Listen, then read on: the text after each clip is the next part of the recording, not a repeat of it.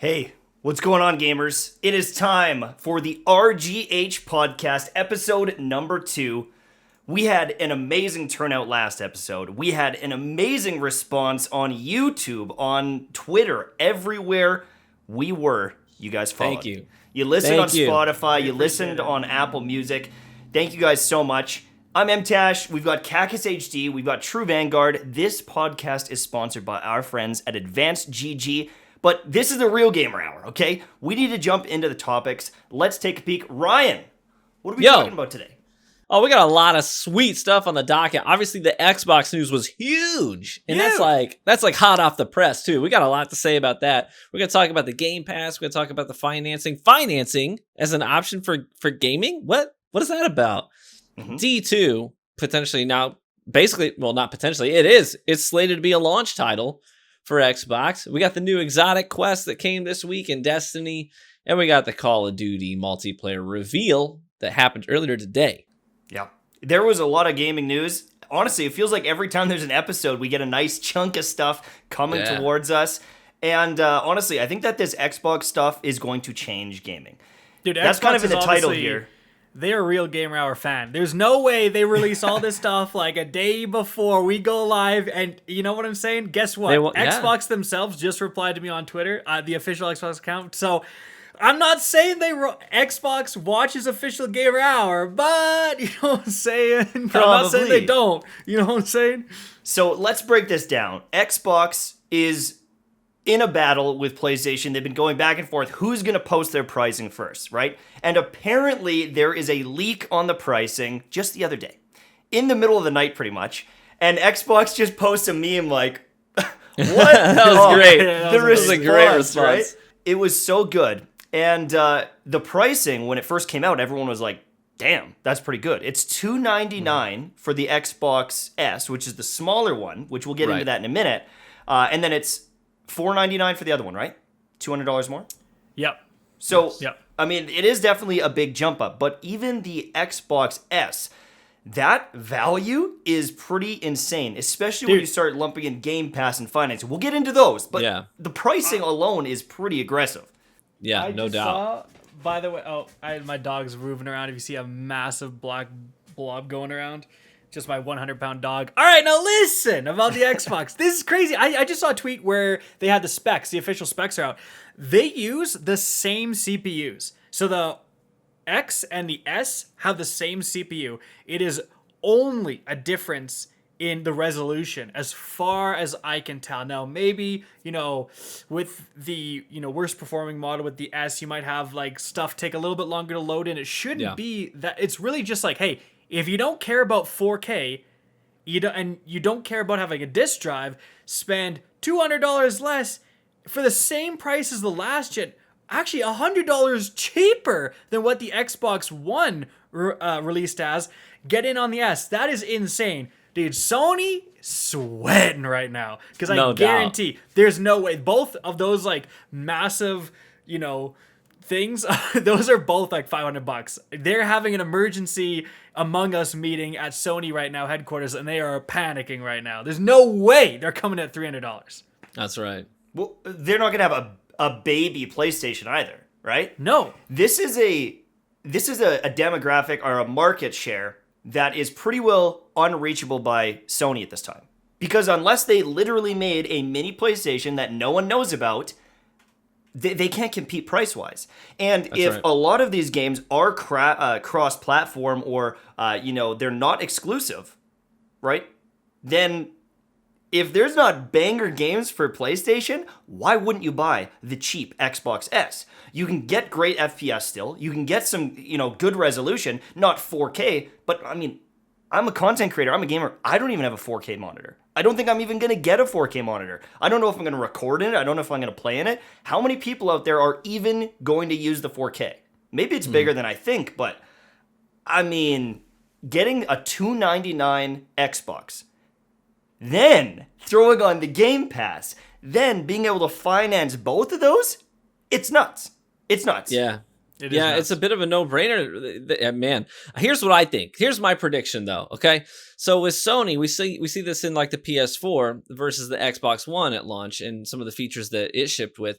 Sony targeted, I think, a different demographic entirely. One of the things that they did is they really leaned heavily into share features, and so, in my opinion, and basically universally agreed upon, sharing your content via a PlayStation has been much easier than people on Xbox.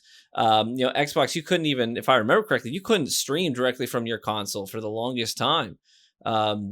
If you were trying to get, some gameplay up on Twitch, the PlayStation was where you had to be. But at the same time, sorry to interrupt, but at the same time, remember when PlayStation first came out, the PlayStation 4, it had HD CMI, whatever, HDMC, whatever it was, you couldn't capture gameplay for like a year. And so that killed content creation. It was great for streaming, trash for content creation off the bat. That was another interesting thing. That's why I hopped to Xbox and was playing all these games on Xbox for the first little bit. Oh, like it was like that protector thing so that people couldn't record. Yeah. Right. Yep. Sorry. Okay. I was trying to remember what you're talking about. Yeah. Yeah. Like think about how dumb that was. Like it was a long time ago, but like they screwed over a lot of that like initial hype in terms of content creation where like, and couldn't you still record straight to the hard drive though? And trim and export clips though? Who does that? Come on. Dude, you say that, but myself I know a lot of YouTubers, that's how we got started that way, man. I was just recording stuff on my PlayStation with the share amateurs, dude. I was trying to get quality gameplay, something you two have never heard of. But well, the difference is I've got quality content and I'm a quality personality, right? And that's why people come. All right, why don't you have another sip of whiskey there, buddy? Speaking of the fact that there's any local breweries out there who'd like to sponsor the podcast, just shoot that one out there. We're all willing. Wink, wink, nudge, nudge. Okay, but, so streaming though aside, right? Streaming though aside, all of those things, if you're just looking at gaming, if you're just looking at a gamer, they're looking at this price going, damn, that's better than my current Xbox. I have the potential to get Game Pass and all these different games. There are a lot of launch titles like Halo that aren't there at release.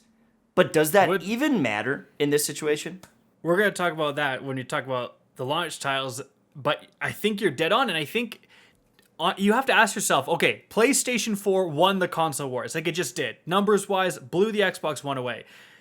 I think a huge portion of that was simply because the PlayStation was $100 cheaper, because Xbox made the boneheaded decision to launch with that Kinect, and they thought they were going to do all this Kinect stuff. It didn't really work out. No one really cares about their Kinect, and it was the absolute plague of online lobbies that you could hear people's mics because everyone was talking through the Kinect and their family was having an argument, the dog's barking, and it was like, this is the worst thing ever. But you're shutting off your friend's console by yelling into the Kinect, Xbox, turn off. But like, seriously, just because of that price difference, I think that was a huge reason why PlayStation won. And now the shoe's on the other foot. I mean, myself and a lot of people, we ended up on PlayStation, but guess what? We started on Xbox 360s. We're coming from Xbox 360s, which that was the cheaper console. So it's basically like whatever console is cheaper and yet can maintain performance wins the console wars. Like that is the factor. And can PlayStation beat this, dude? I don't think it's possible.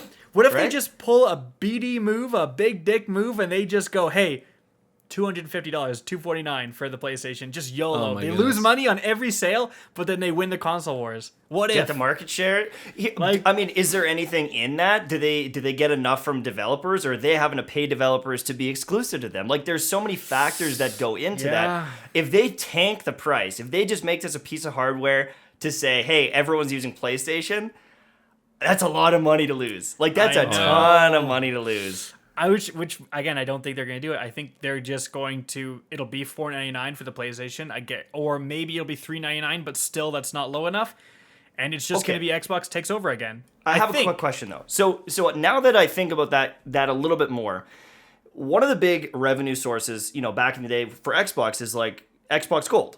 And there's the PlayStation Plus and all these different features. So if we look at Xbox, maybe they're taking a hit on the price, getting everyone into this Xbox at $299, but are they going to make up for it? For every person in the history of the world who has an Xbox is going to be on Game Pass. because it's too valuable not to use Game Pass, right? Yeah. So It's just, a What a no-brainer, transition dude. again. right? No, Dude. we'll talk about that in a second. But even PlayStation, like, would they ever undercut the Xbox just to say, hey, we can get a bunch of people for PlayStation Plus? Like, I don't know what the profit margins No, are dude. there, but No, I don't think so. Because I think you have to have Xbox Live to get access to Game Pass, if I'm not mistaken. Does Game Pass come with Xbox Live? Maybe I'm totally wrong on that.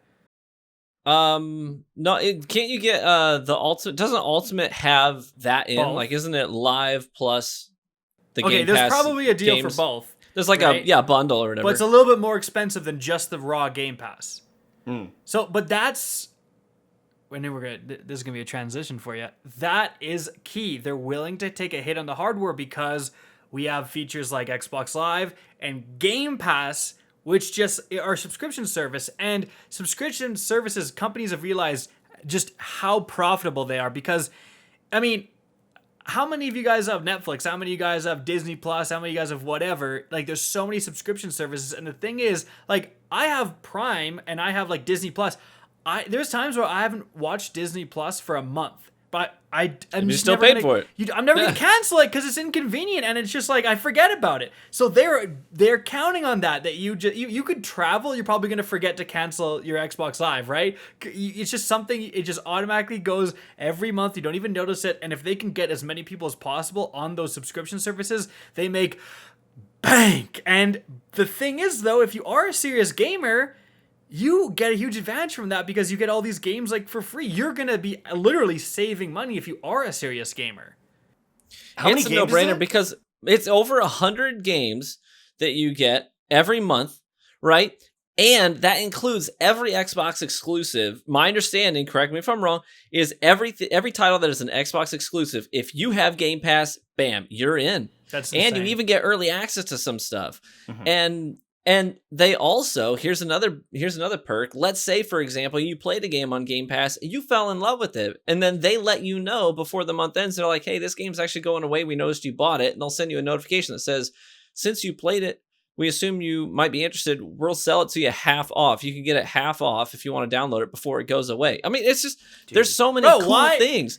I'm a PlayStation guy, but I'm looking at this like, bro, $15 a month? $15 a month? It's I'm not throwing my you. It's PlayStation everyone. out. I'm throwing my PlayStation in the garbage tomorrow. It's trash. There's no point, dude.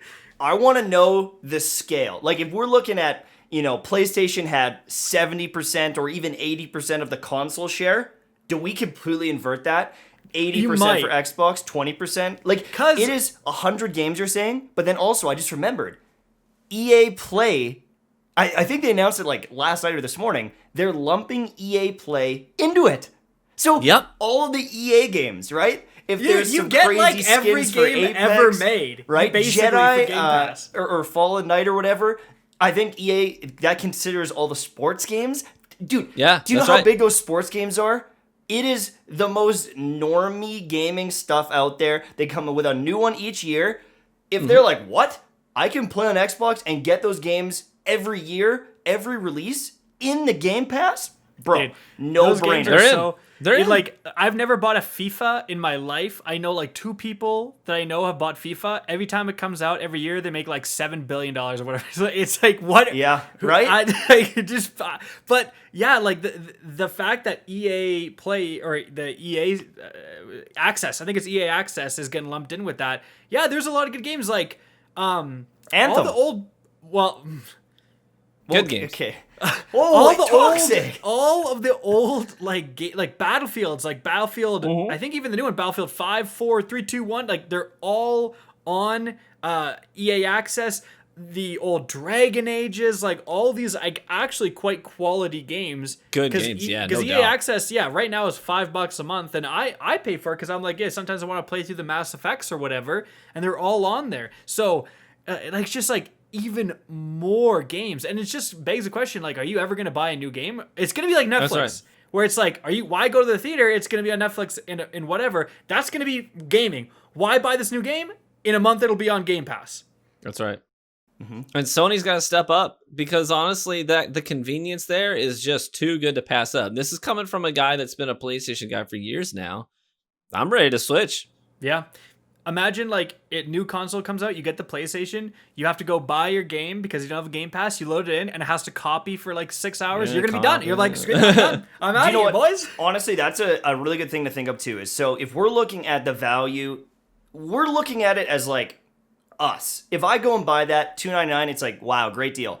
But what about a parent at Christmas who's like, what the hell? I can get this game or I can get this system for $2.99. I can then get my kid 100 games because I pay a monthly fee. And then they came out, you can finance it too. So, if I'm looking back at when I was a kid, my parents had just started up a restaurant. We didn't have a lot of money. And they saved up and they got us an N64. And I remember it came with 1080 snowboarding. And like that was like yes. one of the only games we had for ages until we saved up a little bit. And like I saved up personally and bought a game. Right? So compare the difference between getting a brand new N64 with one game, or a PlayStation 5 in this case, and one game, or you get the Xbox, you get 100 games, 2 years of it, and your parents are paying like $25 a month financing. No interest, right? You don't even have to put anything down on it. This is incredible for families. It's incredible for people who are just maybe starting a new job, someone who wants to get into gaming, but it's just too much of a lump sum. Dude, this opens the door to so many gamers, it's not even funny. It is insane for kids because, like, convince your parents to get a $300 thing, probably not. Say, I'll pay, you could probably, as a kid, pay your parents $25 a month or $38 a month or whatever it is with, like, the premium pass. Like, hey, I'll give you, Mom, I'm going to give you $40 a month of my money from my paper route or whatever, which is like, you can come up with that. You come up with $40 a month. Your mom's going to probably be like, okay. Like, it's just so accessible. It blows my mind. And it makes me very angry and salty that I grew up when none of this stuff was happening. It was like, pay full price and then pay full price for the game, you dumb idiot. And that's the only thing you're going to get. And then you're going to get nothing else. And from the other side of that, you're talking about from the kid perspective. I can speak to it as a dad. I was looking at some of this stuff today for the Game Pass, and I was like, do I need to invest in this for my kids? My son loves gaming. He absolutely loves it. He's been doing tons of Minecraft. Well, guess what's on Game Pass? Minecraft Dungeons and Minecraft. That's all there, And it's like, man, I paid a full price for Minecraft for him on the PlayStation, and then again on the Switch. It's like, Game Pass. I mean, it's a no-brainer as a parent. And honestly, with the Game Pass, there's so many games on it, and a lot of those games that maybe you want to revisit, and maybe you want to revisit later, or maybe you just don't have time to play now, and you have access to these games now. And it's just kind of lumped in and it's built in. There's these hidden gems that I feel like under any other situation, no one will touch them. No one's going to buy it again. No one's going to spend, even if it's $10 or $15, they just won't buy the game. But now that it's in this Game Pass, they see it and they're like, hey, I heard this one's good. Let's dabble in it. And if they do like it, amazing. If they don't, it doesn't hurt them. No skin off their back. Right? Yeah. No skin off their back. They're already paying for this awesome service. They're getting all these games. And I don't know. I think this is like the new meta. This is like a historic moment in gaming. This is probably... I got a question. Yeah. I got a question for you, speaking right on that. Okay. Did we all make mistakes spending thousands of dollars on PCs? Is PC gaming no longer the master race? Because you can't really, or you can, there's going to be a Game Pass PC version coming up, correct? Yeah, I think so. Yes, yeah. Game Pass. Yes, Game Pass is on PC. So, I mean, not all the games will like transfer over. I think Game Pass has a lot of like the older games too. It's like, if you just, it's like, bro, we were like freaking out, right? That the new graphics card were like $700, right? The Nvidia came in and just whipped it out. We're like, yo, $700, insane performance. You're welcome. And everyone was like, this is the best thing to happen to gaming. Xbox comes in, busts the door even further wide open. $25 a month, guys. You get a console, you get all the games you want. What's up, right? Like that, like just for a graphics card, $700, $25 to $40 a month. Everything you want in gaming, right? Like obviously maybe your frames won't be as high, but like, come on, dude, that's insane in terms of value. I think the thing is like, if we're looking at the Nvidia card, I mean, for us, it's like, holy cow, this is revolutionary. Like, what a great card. But if you're looking at it, as you said, honestly, the other day, Kackis, is like for the average gamer, then you got to buy the motherboard, and you got to buy all the RAM, and you got to buy all these different things, right? So yes, that card is amazing. The tech on it is amazing. But if you're looking at just the general population, if you're looking at all the gamers out there, Xbox is the goddamn holy grail.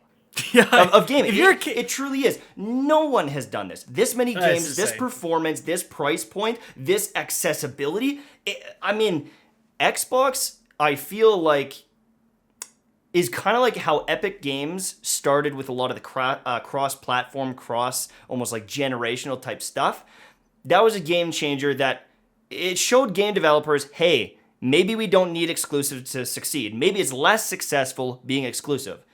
Now people are like, holy, maybe we shouldn't even charge for our games. We can just put them on a Game Pass. Maybe we should, finance our games. They're almost opening up a completely new way to game. Especially because now it makes more sense if you just get it in people's hands via Game Pass, right? The base game is usually on Game Pass, but then you've got some skins and some DLCs, and like it's very easy to convince people to buy that stuff if they're playing your game and enjoying your game. So it's like it makes more financial sense to just get it in people's hands as well. I mean, that's why Fortnite made $1 billion trillion or whatever they made. It's a free-to-play game, dude. It's wild. Right. Yeah. All right, but this is all happening on November 10th. Mm-hmm. Right? Do you guys remember last week when we were talking about that November 10th delay? And I said, hey, do you guys think, the gaming industry is small? I don't think that's just happenstance. Everyone was like, that's a terrible decision. Now you got to compete with all these other things. And I said, gaming industry is small. There's a reason there. Right. Now it's like those commercials for State Farm Farmers Insurance, right? Where they're like, we know a thing or two because we've seen a thing or two, right? Now you probably noticed I got some stuff to say about this. Yeah, we all noticed the annoying tinfoil hat, bro. Like we all can see it on your head. Bro. Listen, oh my dude. God. Listen. Yo, did Destiny 2 even get delayed? Like, this is conspiracy time, boys. But think about it. Did Destiny 2 really even get delayed? Did Bungie actually need more time? Or did Microsoft come to Bungie and say, we're in a pickle, Halo's gonna pull out, right? We need a launch title. We're gonna put you on Game Pass. We're gonna give you a huge amount of money, right? Dude, like, there is that, come on. They announced for November 10th. Xbox is coming out exactly November 10th, right? Even Call of Duty is like November 13th. It's a little bit different, right? There's no way this is a coincidence. It has got to be that I think that Bungie is getting some of that Xbox money, and they are gonna they moved the release date. I'm sure they were happy to get extra time, but I think they moved the release date mainly to be a launch title, to be on Game Pass, to absolutely, because if we're right and Xbox just ascends and gets all the market share because of this, if we're They're right, wrapped up in it. They're in that hype. dude, They're on that train. the player base is going to explode because it's like, okay, you buy this console, you get the $25 finance or whatever it is. Oh, you get access to Destiny 2, all the expansions, like, the whole argument of like, well, I gotta pay $100 to get into the game. No, you don't. It's free, baby. Built Just in. get on in. It is a ton of crazy, content. dude. Right. And brand Crazy. new. Yeah. And It's that's crazy. the thing, we literally talked about that last time, is like, it's daunting for players because they're like, oh, I gotta buy the game, and then I gotta get the expansions, and I don't have access to content. Every single person who buys the Xbox, I bet you a mass majority of them, they have heard about Destiny, but they haven't tried it. They haven't jumped in because it's expensive. It's been since Destiny 1 since they've really paid attention maybe, but now that it's built in, it's a launch title. Like, are they... They're either the luckiest company I've ever seen, and they're like, just move it to the 10th. Like, why not? Or they're in bed with Microsoft. They're It's getting impossible. But They've got... They Like, have it's to. got to be a reason. Like, maybe... here's what I think maybe they could have needed more time, and they were like, we're going to delay it to, like, October, 10th. October 30th. And then Xbox is like, no. delay it to November 10th, launch the new DLC with us. You're on Game Pass. If you get it on Game Pass, you get the DLC for free. We'll give you, $250 million or whatever it was. And then Bungie's like, okay. Like, dude, Okay. I really think that's what happened. I got a question. So if that's the case, if they're getting paid to do this, does that outweigh being the lone wolves launching in September? Right? There's no games really launched right now. Does the money they're getting there outweigh it? Because they've got literally the same day Assassin's Creed just got moved up. Right? Same day. There's COD, Cyberpunk a week later. Cyberpunk. Yeah. I mean, this changes everything. We were saying we're like, this is so dumb. Like, now you got to compete with Call of Duty, right? But I think it looks a lot more sensical now if you think like, okay, who's gonna buy the PlayStation for $500 and Call of Duty for $60 when you can get the $300 Xbox and it automatically comes with Destiny 2? I think a lot of people are going to make that second decision, a lot of them. And I think that, if they got paid, you know what I'm saying? Then it makes that decision look a lot less dumb. It does, obviously, the downside of that, and the whole craziness is like, how are they going to fit 3 seasons in? Because we have the winter season, right? We have Season of the Forge and stuff. They launched like December 10th. So are they really only going to have a month of Beyond Light? I doubt it. So everything's probably going to be like delayed a bit. So the whole kind of year is going to be warped because of this. But at the same time, like, there's going to be so many new people playing this game. And I think that our concerns about it being overshadowed I think that is, it may still, like, it's going to be a pretty busy time to launch, right? But I think it certainly doesn't look as bad as it did. It looks a lot better now. right. Yeah, I think there's a couple of factors at play here when they make that decision. I think one is you release your new content, you release Beyond Light a month before the new consoles. But is that really a smart move? I mean, a lot of people who are gamers, who are in the Destiny community, are probably thinking, do I really want to spend money on this content when I'm looking at next month buying a brand new console and making a transition? Maybe that could be a turnoff to people. You may not even get as big of a boom if you drop, the month before. If you drop in October or late September, you may not get as much boom as you think, even if there's no competition there. So okay, sorry. You go, finish. Yeah, I was saying, and another factor is I think that Bungie's probably playing the long game too. They're not necessarily thinking about initial sales right up front, day one, when that content drops. They're probably thinking about how many people, even 2, 3, 4 weeks down the road, are going to be like, hey, I just finished all my playthroughs on this new title I've been playing around with, but I see the Destiny's here on the Game Pass, and maybe I just dive into a hobby game now. And I think that they're going to pick up a lot of people throughout the next month, 2 months, 3 months down the road. So when you're saying that, are you almost thinking like, instead of releasing in this kind of dead time and being viewed as a old game, they're like new Xbox, new DLC, new Destiny? Is that 60 frames per second, 60 FPS on the new Xbox too, which is a huge. If you're an Xbox player and you're making that jump, you're gonna you will visually, despite what Ubisoft said, you will visually notice 30 to 60 jump. You are gonna be like, oh wow, this looks unbelievable. better. Yeah. Okay, and so if Bungie's getting paid by Xbox,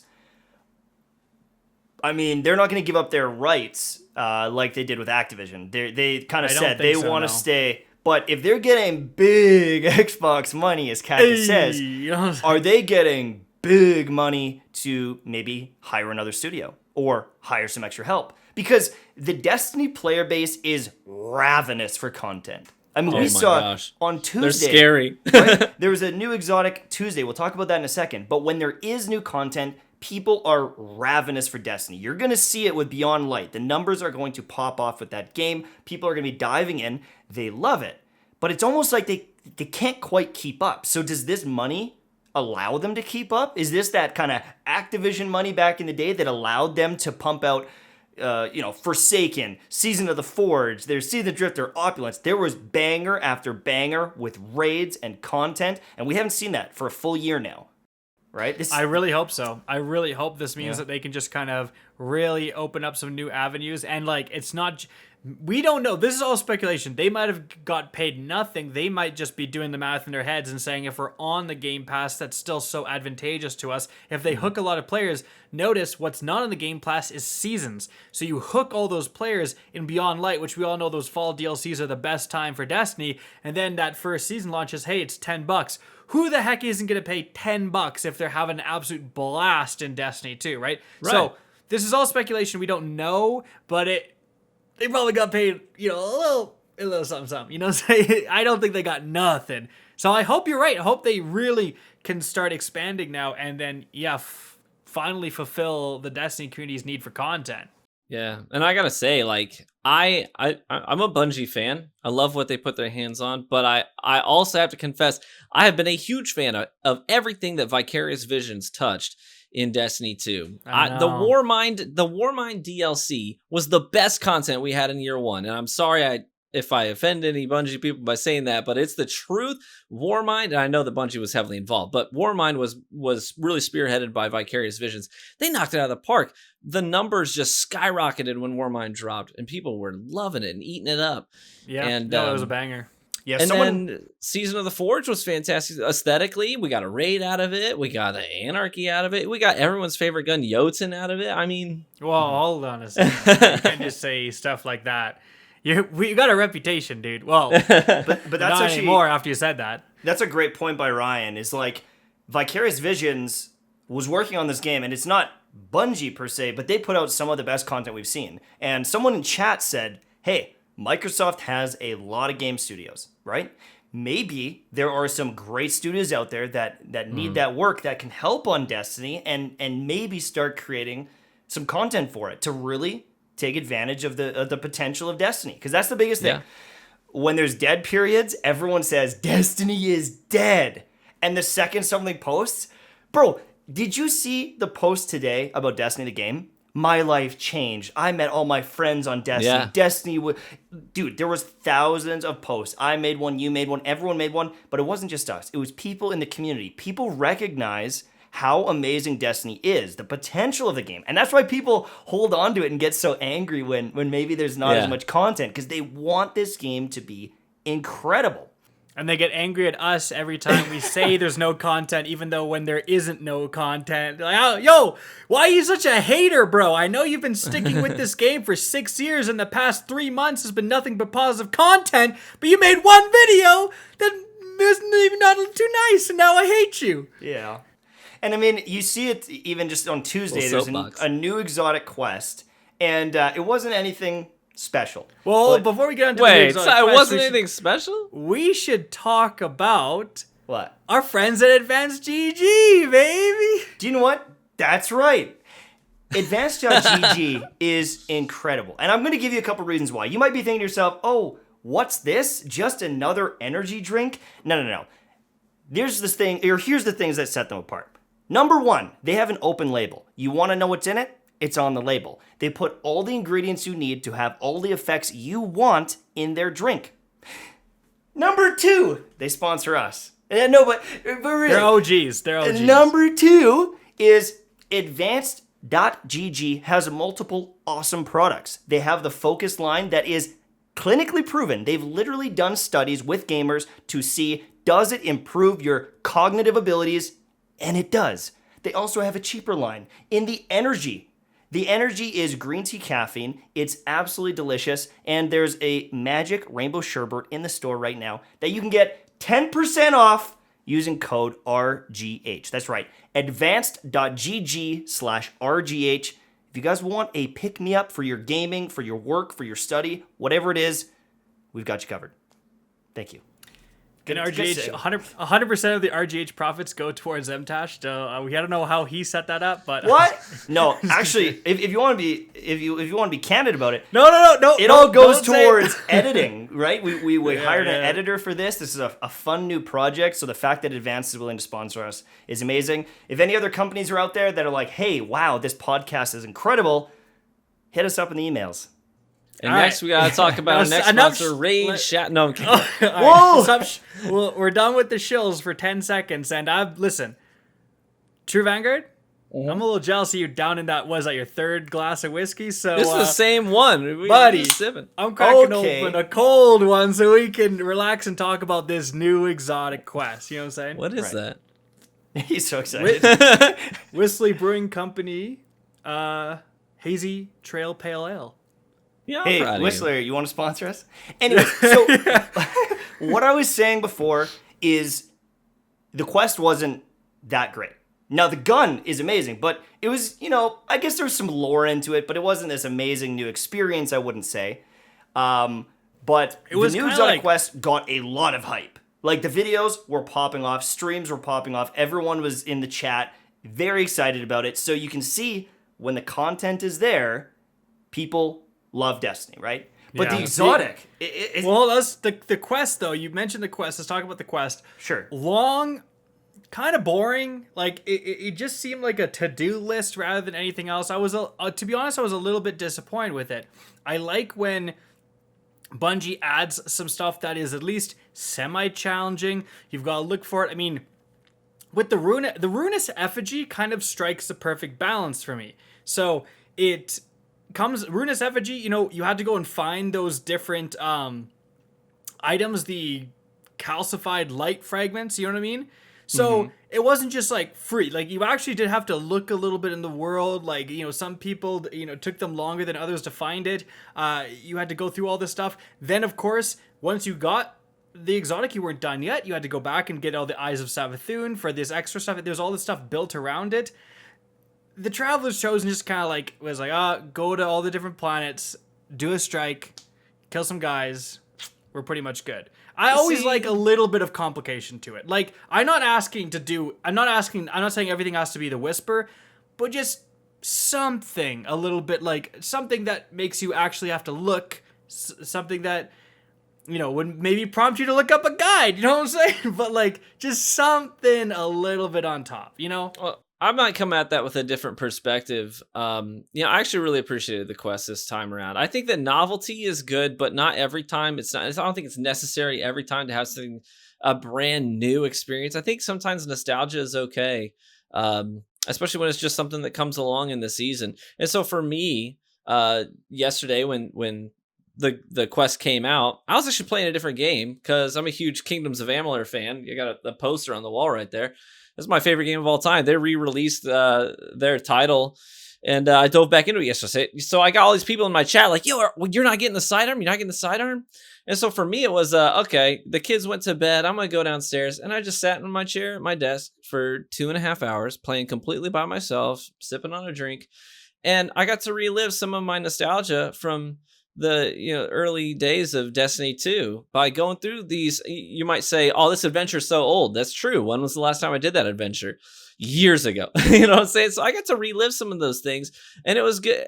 I think specifically for the Traveler's Chosen, which was a launch gun that got updated as an exotic, I thought it was kind of a cool touch to be like, okay, we're gonna relive the nostalgia and kind of just see these things off as they get vaulted in a couple of months. I actually kind of appreciated that, just to sit back and relive some of that a little bit. I guess. I don't know. I felt it was like, when I'm doing a strike, like the strikes are such a joke, and a base level strike, it's like, throw a modifier, make it like, more than a little bit of light, it's like everything's 750 light. It's like, come on, throw a champion or two in there. You know what I mean? Like, just some. The thing too is like, it's the Traveler's Chosen, and Zavala's like, Guardian.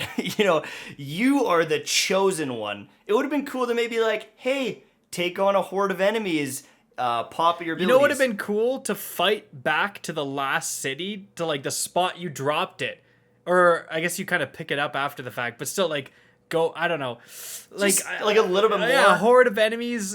Yeah. But I don't know. I the quest, I agree, the nostalgia, and good notes, they gave all the Nightfall guns, which was kind of dope. Like, if you're me, I never had the duty bond. That was like just Same. Like, I didn't Same. get it. Me neither. Now That I was the one got thing it. that was So I new was for like me. sick. But also it's kind of like, and this is where I feel bad for Bungie. Like, they do something nice. Everyone was like, good, Bungie. That is awesome that you gave the Nightfall loot. Everyone's agreeing. That's great. But I couldn't also help but notice, like, and think, hey, what if there were random rolls? Like, what if it was like, we're introducing these guns, DFA with random rolls, And now you can choose all the different nightfalls, which they removed, but we'll talk about that later. They choose all the different nightfalls, and now you can farm a random roll DFA, or you can farm a random roll duty bond. That would be like such a dope thing to like also unveil this at the same time. The biggest one for me, everyone in chat, was when we got the Mindbenders, because everyone got the Mindbenders. If you don't know Destiny, that was like the best shotgun forever. And then they did a quest for one called Fellwinter's Lie. That one is currently unattainable, but it's incredible. Why didn't they just give everyone a quick draw Mindbenders? You know, it's like something to kind of compete. That would have been perfect. But at least at the end of it, the exotic is really good. It's really fun. Awesome. Like, I know, Ryan, you're in love with it. Yes, I'm going to sleep with it next to my head tonight. Man, I gotta tell you, I dove into some PvP today with it, and I'm just ecstatic about it. You know, I love guns that really challenge you creatively. You know, you're presented with risk and reward, decision making on the fly, and I love that. You're like, do I want to keep these stacks? If you're not familiar with the gun, let me just let you know. So as you're getting kills with the sidearm, you're getting it charged with light. You get these stacks where the gun's actually going to start to light up, and it caps out at 10. And the more stacks you have, the more target acquisition your sidearm's going to have, the faster handling speed, and the faster reload speed you get. Those are the three things it affects. So eventually you're on these, and I experimented with this today. When you're on a tear with the thing, you just feel so incredible. The thing's just reloading rapid, super fast, whipping it out like it's got quick draw and just smacking fools. It's such a fun dueling gun. But then also you're like, man, I don't have my grenade right now. I kind of wish I did. Yo, I got some stacks. And you do a hold reload animation. You consume the light out of the gun. You just suck the light out of the gun and into your hand. And it charges not one, not two, all three of your abilities, your melee grenade and your class ability. It's so situational. You just decide what you need in the moment. Do I need my gun to perform, or do I need a grenade or melee ability? It's so cool. It opens up like 50 different builds, honestly. And I So love many that. builds. I love the fact that it is unique. It's really powerful. And that's the thing. It feels exotic, which is great. It's not just a weapon with a tacked on little perk. It feels exotic. It feels like it changes the game.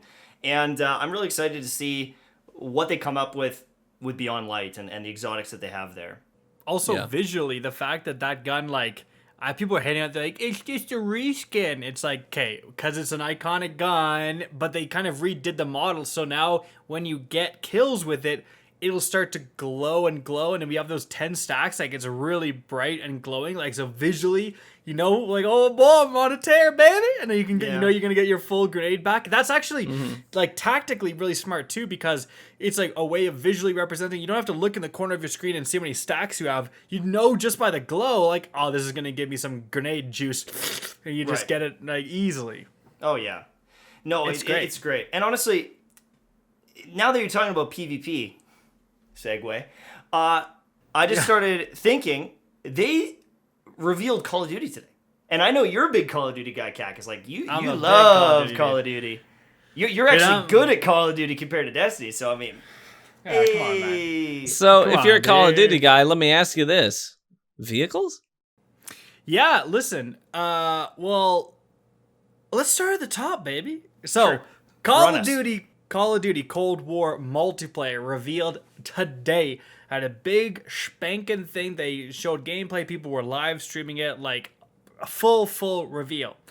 Now, a lot of it is, you know, they've embarked on a lot of similar aspects to Modern Warfare in the fact that Gunsmith is back. That's one of the biggest things. Like, Gunsmith from Modern Warfare, huge. The fact that you can put on like 5 attachments to your gun. You can really customize your gun. People love doing that. They love that customization, right?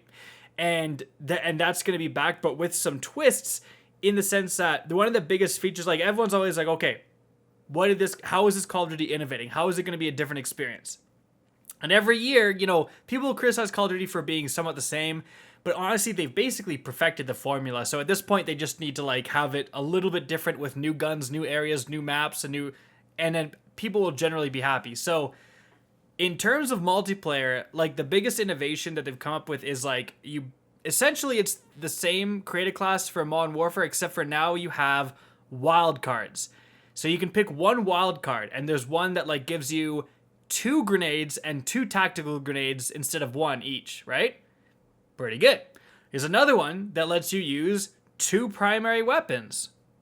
Right? And it's called Rule Breaker. You can use 2 primary weapons instead of a secondary. So you can have a sniper and an SMG instead of a sniper and a pistol. Obviously quite useful. And you can choose perks from any category. So it's not like tier 1 perk, tier 2 perk, tier 3 perk. You can have all 3 tier 3 perks if you want, right? So you can really customize to your style. style.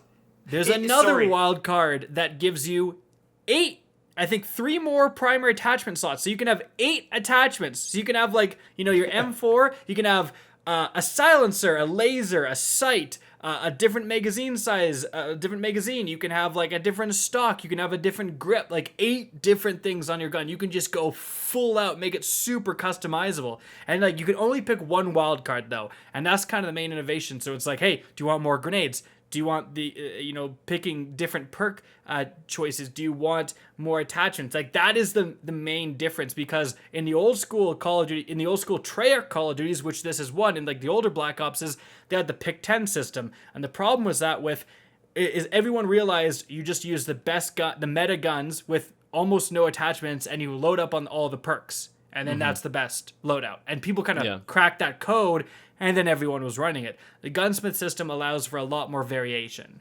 Right. So would you say that it's equalizing the playing field in one way? Because, you're not just stacking up on perks and like some cracked, max level gamers not all perked out, but at the same time it's giving you good choices. Like where is this on the balance and customization? Pick 10 is technically maybe a little bit more customizable, because you have 10 points and you can spend them on attachments or perks, so you have to give up stuff to gain stuff. But again, like everyone kind of figured out, like the problem with that is like every time you'd put on a sight for your gun, you'd lose a point, right? Mm-hmm. So the guns with the best iron sights became meta. Right? Okay. Gotcha. That's the problem, right? So you don't want to punish players in that way. And so I think this new system will allow for much more in-depth customization. And from what I've seen, it looks good. Now, you asked me about the boats. I don't know, dude. Like Warzone. That's Battlefield.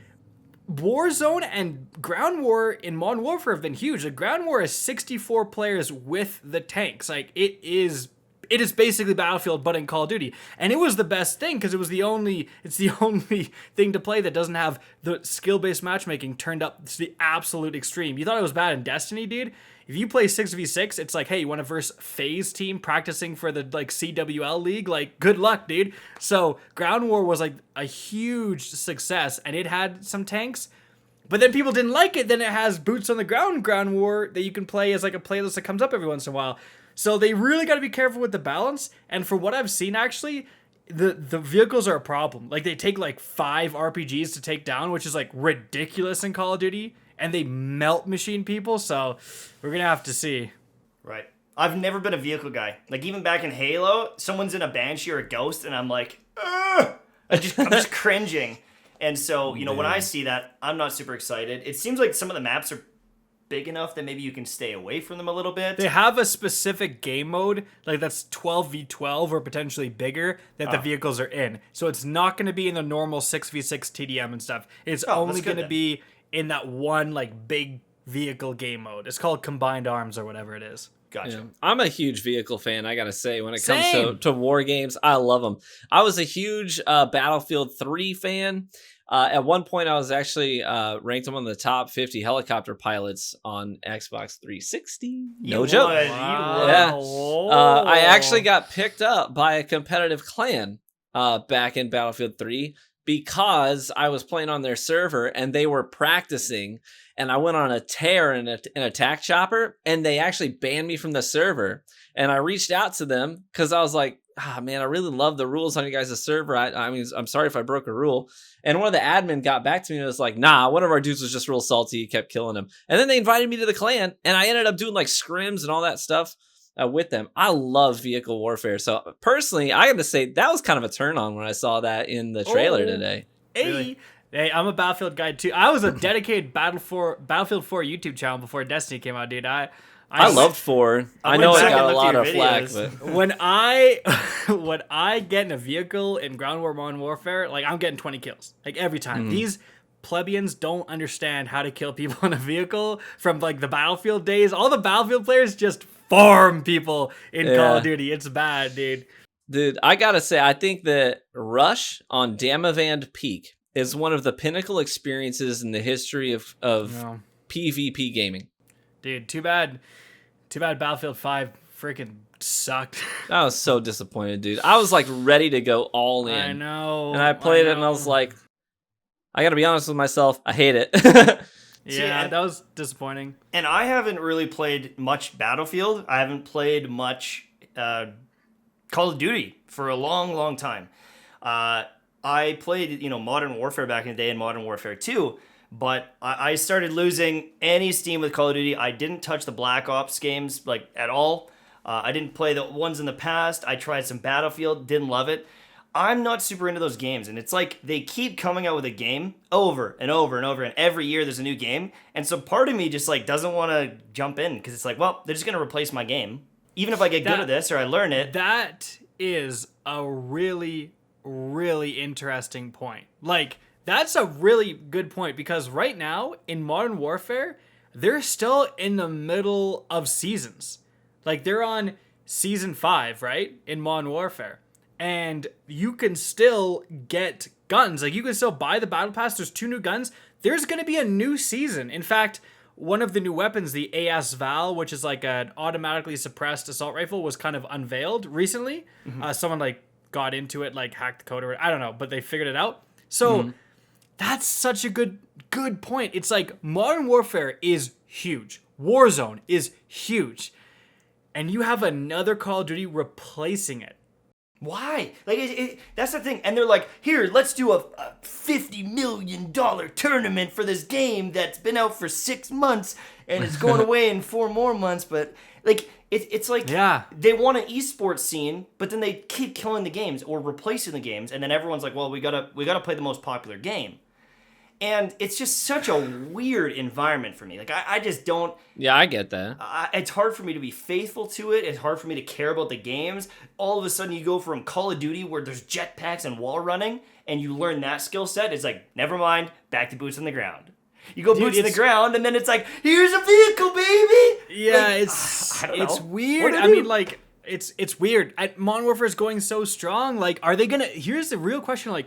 Are they going to keep supporting Modern Warfare when Cold War launches? Because with Call of Duty World War II, they did. Like a little bit after, a few months after, they released some more guns and stuff. So like that player base could keep going, especially because Black Ops 4 wasn't well received.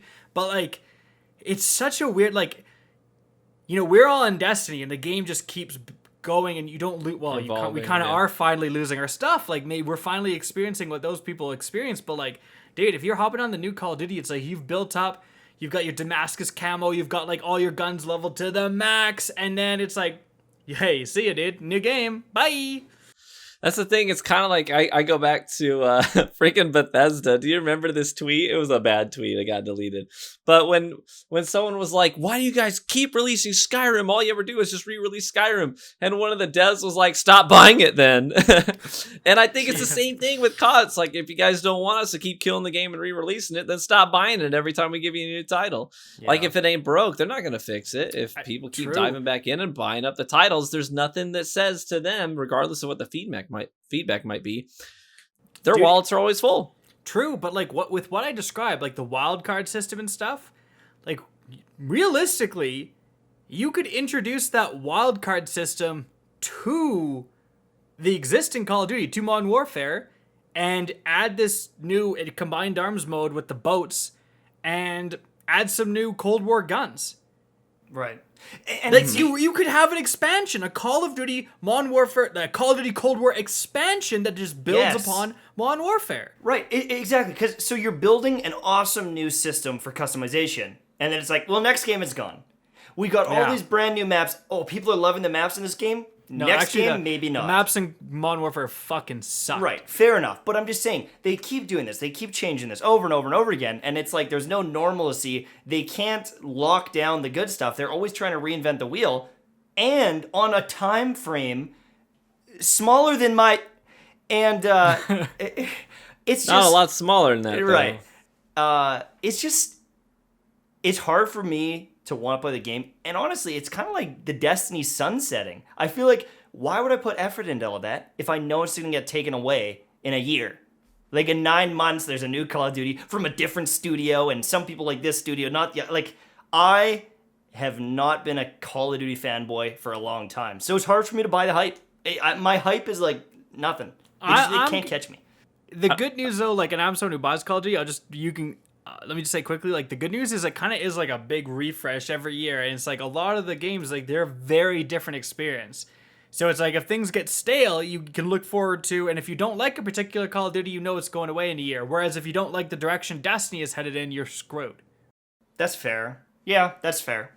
I also kind of think, and I could be wrong here, it could be off base, but I don't think that I'm really the demographic that they're targeting with Call of Duty. I think I was when I was in college, and I was just looking for, back then I was like, hey mom, I want a new title, when I was in high school, and and in college you're just looking for the next thing to buy and play with your buds. Like, I wasn't a hobbyist gamer really. I had other things going on, but I wanted to dive into an experience, in Call of Duty was something that I knew I liked. So every time they came out with something new, I'd just snatch it up, and a month later it would be down to $30 for the title. So I just snatched it up then. And I think that that's really the demographic that they really thrive off of. It's not necessarily the hobbyist gamers. It's really just the people that just want to dive into something that they know, tried and true, they're going to enjoy. And so every time they come out with a new title, they'll snatch it up, they'll play it. I think something quickly, though, that I think we might be overlooking is that although they're replacing the game and there's a new campaign and multiplayer, Warzone is staying. There is not a new Battle Royale. It's going to be Warzone that you're playing right now, just updated with the Cold War, a lot of the Cold War guns, and maybe a different map or map changes or something like that. Warzone is going to stay Warzone. It's just being updated. So what we're talking about this expansion, they're not doing with the full game, but they are kind of doing with Warzone. Which is kind of their bread and butter right now. Like, Warzone, I can Popping imagine, off. is Oh, it's crushing 5 times bigger than the multiplayer, 10 times. Yeah, I don't even know. And so they will be adding the guns and changing the map for Warzone. Warzone will remain Warzone. It's still free. Right. Presumably you're going to have your account, yeah, that's going to be an interesting one. Like, are there going to be some of the guns remaining? Can you still make a loadout with the existing Modern Warfare guns, even if it's in the Cold War Warzone? These are interesting questions, but Warzone, like, there is not a... Remember before Warzone, there was Call of Duty Blackout, and it was a different Battle Royale? Yeah. That's not happening. It is staying Warzone. Right. Which is weird, because I thought Blackout was, pretty cool, and then they're like, nope, never mind. Trash. It wasn't free to play, though, and it wasn't. That's what killed it. Warzone was free to play, and it popped off, right? That's all it takes. Goes back to the Xbox. One's cheaper. That's the one everyone does, Yeah. One's cheaper, one's got Game Pass. Is that the meta of gaming going forward? Get the people in, get them hooked, and then you got the skins, you got the expansions. That's right. It probably I think it is, dude. Bro, look how much money Fortnite made. Epic was making, I think the one month when, what was the skin called? He had like the glowing, he looked like kind of a raven. It was like one of the first ever. Raven skin. Yeah, the Raven skin. I can't remember the full name. Apparently, they made just under $1 billion that month. Oh my! The amount of people that bought that, and I looked at it again. I was like, well, no, that's got to be like the quarter, like maybe like Q3, Q4. No. 1 month, it was almost $1 billion when that skin launched.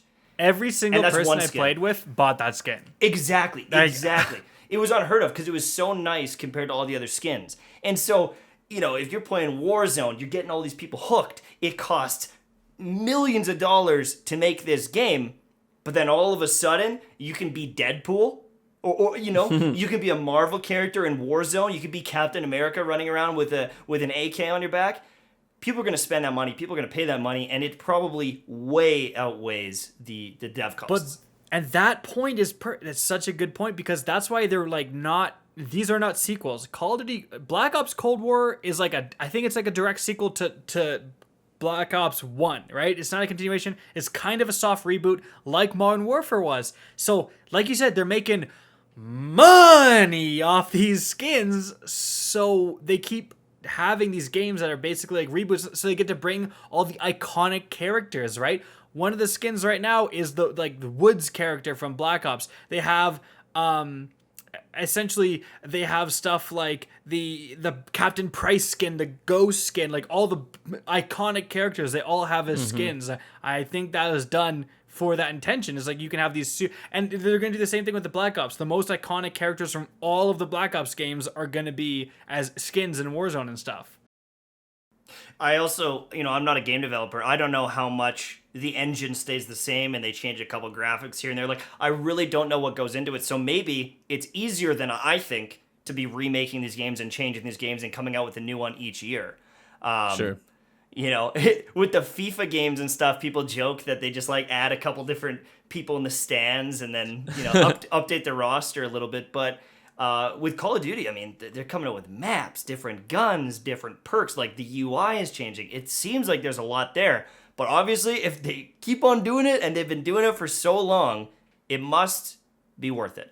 But also, my God, the amount of content these studios are making and the rate that they're making it. We need to hire a couple of these people back on Destiny so I can play something new for once. I gotta say, I'm kind of bummed seeing all the maps going away in PvP. Yeah, I was talking about that this week. Some of them are like really good ones too. Like Retribution has actually been a fan favorite since launch. Kind of bummed to see that one go. Yeah, losing our only Tangled Shore map. It's tough. I find with Call of Duty, these things go away, right? And it's almost like people don't question it. Maybe for that factor that it does happen so frequently, people are used to it.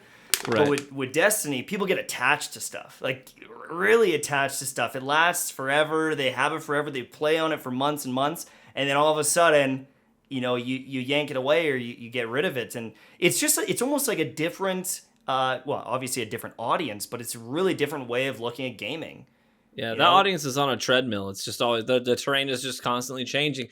They're used to it, and they've built up an endurance to it and a tolerance for it, and they just keep on chugging. I think though that like that's quite one of the things that maybe you got to think about for sunsetting. Like everyone is saying, like they're taking away our mountaintops. I'm not gonna be, but like they're not, right? Like you'll still be able to use them in the Crucible, in older school activities and stuff like that. Yeah. So whereas Call of Duty, it's like, oh, you want to use the Modern Warfare guns? You can't. They're like literally different game. You're not getting them, right? Mm-hmm. And so, it's not that fully delete everything. You're still going to have some remnants from that time. So it's kind of a nice middle ground in some respect. I mean, I guess the thing is we've got the Xbox, we've got the Game Pass, right?